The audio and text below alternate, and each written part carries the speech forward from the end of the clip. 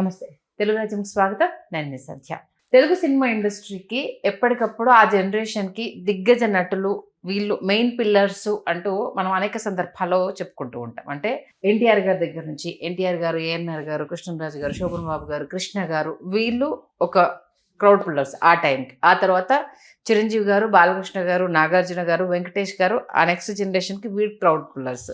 తర్వాత మహేష్ బాబు గారు, ఎన్టీఆర్ గారు, రామ్ చరణ్, బన్నీ ఇలా ఒక్కొక్క జనరేషన్ కంటే ఒక్కొక్క సెకానికి ఒకరు అన్నట్టుగా క్రౌడ్ పుల్లర్స్‌గా వీళ్ళు మెయిన్ పిల్లర్స్‌గా మనం చూడడం జరిగింది. ఈ నేపథ్యంలో తెలుగు సినిమా ఇండస్ట్రీలో అంటే ఏఎన్ఆర్ గారు, ఎన్టీఆర్ గారు కలిసి నటించారు. కృష్ణ శోభన్ బాబు కలిసి నటించారు. కృష్ణ ఎన్టీఆర్ గారు కలిసి నటించారు. కృష్ణ ఏఎన్ఆర్ గారు కలిసి నటించారు. అంటే అప్పుడున్న దిగ్గజ స్టార్స్ అందరూ ఏదో ఒక సందర్భంలో ఏవో సినిమాల్లో ఆ షేరింగ్ అనేది కృష్ణంరాజు గారు, ఎన్టీఆర్ గారు, కృష్ణ గారు, శోభన్ బాబు గారు అప్పుడున్న దిగ్గజ స్టార్స్ అంతా ఏదో మూవీతో స్క్రీన్ షేర్ అనేది వాళ్ళకి స్టార్డమ్ రాకముందు, స్టార్డమ్ వచ్చిన తర్వాత ఆ షేరింగ్ అనేది మనం చూసాం. కానీ బాలకృష్ణ గారు, చిరంజీవి గారు, నాగార్జున గారు, వెంకటేష్ గారి దగ్గరికి వచ్చేసరికి ఈ నలుగురు స్టార్స్కి సంబంధించి ఇప్పటి వరకు స్క్రీన్ షేరింగ్ అంటే పోటాపోటీగా నటించింది కావచ్చు, వీళ్ళ కాంబినేషన్లో వచ్చిన సినిమాలు కావచ్చు లేవు. ఎందుకని వీళ్ళ కాంబినేషన్లో సినిమాలు రాలేదు, దర్శకులు ఆ దిశగా ఎందుకు అడుగులు వేయలేదు? మొన్న మధ్యలో బాలకృష్ణ గారి సినిమా ఫంక్షన్లో చిరంజీవి గారు బోయపాటి శ్రీను గారికి ఆఫర్ చేశారు. నేను బాలకృష్ణ గారు కలిసి నటించడానికి డి అంటే డి కొట్టడానికి మేము సిద్ధంగా ఉన్నాము, మంచి కథలతో వచ్చేందుకు డైరెక్టర్లు సిద్ధంగా ఉన్నారా, బోయపాటి నీకు సవాల్ విసురుతున్నాను అనేసి అని చెప్పి సంవత్సరాలు గడిచినా ఇప్పటి వరకు ఆ ప్రాజెక్టు కూడా పట్టాలెక్కలేదు. ఎందుకు వీళ్ళ కాంబినేషన్లో అసలు సినిమాలు రాలేదు? వీళ్ళ దగ్గరికి ఎవరు రాలేదా, చేయాలన్న ఆలోచన హీరోలకు రాలేదు? తెలుసుకునే ప్రయత్నం చేద్దాం. చరిత్రకారులు, సినీ రాజకీయ విశ్లేషకులు చిలక శ్రీకాంత్ గారు మనతో ఉన్నారు. ఆయన మాటల్లో. శ్రీకాంత్ గారు నమస్తే. నమస్కారం సంధ్య. నిజంగా అంటే ఆశ్చర్యకరమైన విషయం, అప్పటి స్టార్స్ చాలా రకాల కాంబినేషన్స్లో సినిమాలు తీశారు. ఒక్కొక్కరి నుంచి ఒక్కొక్కటి డిఫరెంట్ కాంబినేషన్స్లో 7 మెంబర్స్ వస్తే మొత్తం అప్పుడు ఏఎన్ఆర్ గారు, ఎన్టీఆర్ గారు, కృష్ణ గారు, శోభన్ బాబు గారు, కృష్ణరాజు గారు, ఆల్మోస్ట్ ప్రధానంగా వీళ్ళ కాంబినేషన్ లో చాలా రకాల సినిమాలు 7 సినిమాల్లో కలిసి కృష్ణరాజు గారు రామారావు గారితో నటించారు. చాలా మందికి తెలియదు. 10కి పైగా సినిమాలు 12, 14 ఉంటాయి. ఏది శోభన్ బాబు గారు, రామారావు గారి సినిమాలు. తర్వాత రామారావు గారు, నాగేశ్వరరావు గారు 14 సినిమాలు చేశారు. ఓకే. రామారావు గారు, కృష్ణ గారు, శోభన్ బాబు గారు ముగ్గురు కలిసి ఒక సినిమా చేశారు, విచిత్ర కుటుంబం అని చెప్పి. నంబర్ ఆఫ్ ఫిలిమ్స్ ఉన్నాయి. కృష్ణ గారు, శోభన్ బాబు గారు నంబర్ ఆఫ్ ఫిలిమ్స్, కృష్ణ గారు, నాగేశ్వరరావు గారు నంబర్ ఆఫ్ ఫిలిమ్స్, హేమ హేమీలు, గురు శిష్యులు ఇట్లా ఉంటాయి సినిమాలు. అట్లాగే కృష్ణరాజు గారు కొన్ని సినిమాలు, అంటే వీళ్ళు 5 ఏంటంటే చేశారు సినిమాలు. కృష్ణరాజు గారు, నాగేశ్వరరావు గారు కొన్ని సినిమాలు, అట్లా నెంబర్ ఆఫ్ ఫిల్మ్స్ ఉన్నాయి మనకు. వాళ్ళకి ఆ జనరేషన్ హీరోలందరికీ స్టార్ట్ అయ్యింది. నెక్స్ట్ జనరేషన్కి వచ్చేసరికి ఎందుకంటే చిరంజీవి గారు, బాలకృష్ణ గారు, నాగార్జున గారు, వెంకటేష్. మంచి ప్రశ్న ఇది. ఈ నలుగురికి అసలు ఎందుకు సాధ్యం కాలేదు? చిరంజీవి గారు ముందుగా, అంటే చిరంజీవి గారి కంటే బాలకృష్ణ గారు సీనియర్ అయినప్పటికీ బాలకృష్ణ గారు బాలనటుడు. ఓకే. బాలకృష్ణ గారు బాలనటుడు నుంచి టీనేజ్ నుంచి ఇట్లాంటి ఒక ట్రాన్స్ఫర్మేషన్ బాలకృష్ణ గారిది. మీకు ఒక దశ దాటిన తర్వాత బాలకృష్ణ గారు ఇంటర్మీడియట్ పూర్తి చేసుకుని డిగ్రీలోకి వచ్చిన తర్వాత, డిగ్రీ పూర్తి అయిపోయిన వరకు రామారావు గారు బాలకృష్ణ గారిని పంపలా. ఏది వేరే డైరెక్టర్స్తో కాదు, ఆయన డైరెక్షన్లోనూ కూడా నో చెప్పారు రామారావు గారు, డిగ్రీ పూర్తి చేయాలని చెప్పేసి. లేకపోతే శివరంజన్లో బాలకృష్ణ గారిని హీరోగా చూసేవాళ్ళం మనం. ఫస్ట్ ముందు దాసనారాయణరావు గారు శివరంజన్లో హీరో పాత్రకి బాలకృష్ణ గారిని అనుకున్నారు. రామారావు గారిని అడిగారు ఆయన, బాలకృష్ణ చాలా బాగుంటాడు ఈ పాత్ర కంటే. లేదు బ్రదర్, నారాయణరావు గారు ససేమిరా డిగ్రీ పూర్తయ్యేంత వరకు లేదని చెప్పి, డిగ్రీ పూర్తవుతుండగా రామారావు గారి డైరెక్షన్లో తిరుపతి వెంకటేశ్వర కళ్యాణం, అనురాగ దేవత, తాతినేని రామారావు గారు, అనురాగ దేవత రామారావు గారి నిర్మాత, సింహం నవ్వింది, ఈ సినిమాలను రామారావు గారే ప్రొడ్యూసర్. రామారావు గారి సినిమాలను బాలకృష్ణ గారు చేస్తున్నారు ఆ సమయాన్ని.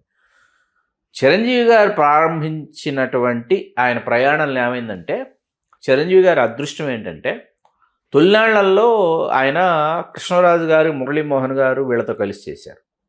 కృష్ణ గారితో 2 సినిమాల్లో విలన్గా చేసి, ఆ తర్వాత హీరోగా కృష్ణ గారితో కలిసి హీరోగా చేశారు తోడు దొంగల్లో. శోభన్ బాబు గారి సినిమాలో విలన్గా చేసి, అదే శోభన్ బాబు గారి సినిమాలో కలిసి హీరోలుగా చేసినటువంటి సినిమాలు. కృష్ణరాజు గారితో తర్వాత చిరంజీవి గారు, కృష్ణరాజు గారు హీరోలుగా చేసినటువంటి సినిమాలు పులి, బెబ్బులి, ఇవన్నీ ప్రేమ తరంగాలు, ఇవన్నీ కూడా. ఆ తర్వాత ఆ టైంలో ఏంటంటే నరసింహరాజు గారు ఒకరు, రంగనాథ్ గారు ఒకరు, ఇట్లా మీకు చంద్రమోహన్ గారు వీళ్ళందరూ కూడా హీరోలుగా ఉన్నటువంటి సమయం అండి. వీళ్ళలో రంగనాథ్ గారితో కలిసి రంగనాథ్ గారు చిరంజీవి గారి హీరోలు లవ్ ఇన్ సింగపూర్ అనమాట. చంద్రమోహన్ గారు చిరంజీవి గారి హీరోలు అల్లుళ్ళు వస్తున్నారు. నరసింహరాజు గారు చిరంజీవి గారు పున్నం నాగులు చిరంజీవి గారి విలన్, నరసింహరాజు గారి హీరో. ఇట్లా చేసుకుంటూ వస్తున్న సమయంలో ఏంటంటే అప్పటికి ఆ తర్వాత 80లో ఈయన తిరుగులేని మనిషిలో రామారావు గారి కాంబినేషన్ లో విలన్ చేసింది. తర్వాత పాజిటివ్ గా మారుతుంది ఆ పాత్ర. అంటే ఆ 80s పూర్తి అయ్యేటప్పటికి ఎవరితో చేయలేదు చిరంజీవి గారిని, నాగేశ్వరరావు గారితో తప్ప అందరితో చేశారు ఈ జనరేషన్ లో. కమల్ హాసన్ గారితో ఒక్క సినిమాయే, ఒక్క సీనే, అది ఇప్పటికీ నాకు చాలా అసంతృప్తిగా ఉంటుంది. ఇద్దరు కాంబినేషన్ కాదుగా, జస్ట్ అలా ఎదురుపడి పరిచయం జరుగుతుంది అంతే. అది పక్కన పెడితే రజనీకాంత్ గారి హీరోగా చిరంజీవి గారు విలన్ గా చేసిన సినిమా రణవీరన్, తెలుగులో బందిపోటు సింహం. వాళ్ళిద్దరు హీరోలుగా చేసిన సినిమా కాళీ. మళ్ళీ ఇళయరాజా గారు ఫస్ట్ మ్యూజిక్ చిరంజీవి గారికి. ఆ చేసుకుంటూ వచ్చిన తర్వాత ఏంటి, చిరంజీవి గారు నెమ్మదిగా ఆయన daring dashing dynamic hero, supreme హీరోగా ట్రాన్స్ఫార్మ్ అవుతున్న టైంకి ఏంటంటే మంగమ్మ గారి మనవడు వచ్చింది. బాలకృష్ణ గారికి సోలోగా బ్లాక్ బస్టర్ పడిన తర్వాత ఏంటి, చిరంజీవి గారు హీరోగా ఫుల్ ప్లెడ్జ్డ్గా ఎస్టాబ్లిష్ అయిపోయారు. బాలకృష్ణ గారు అక్కడి నుంచి హీరోగా తన ప్రయాణాన్ని ఆయన మొదలు పెట్టారు. వీళ్ళిద్దరూ పోటాపోటీగా నటించుకుంటూ వెళుతున్న సమయానికి నాగార్జున గారు, వెంకటేష్ గారు పరిచయం అయ్యారు. అయిన తర్వాత ఏమైపోయిందంటే చిరంజీవి, బాలకృష్ణ, నాగార్జున, వెంకటేష్ అనేది ఒక వచ్చేసింది. 1 2 3 4 అయిపోయింది. బిజినెస్ కావచ్చు, సినిమాలు రిలీజులు కావచ్చు, డైరెక్టర్స్ కావచ్చు, రైటర్స్ కావచ్చు, ఈ శిబిరాలన్నీ నిర్మాతలు కావచ్చు, మరీ ముఖ్యంగా నిర్మాతల శిబిరాల్లో నుంచి పుట్టుకొచ్చేవి. నిర్మాతలు ఏంటంటే చిరంజీవి గారిని, బాలకృష్ణ గారిని కలపాలన్న ప్రయత్నం చేయలేదు. చేయలే.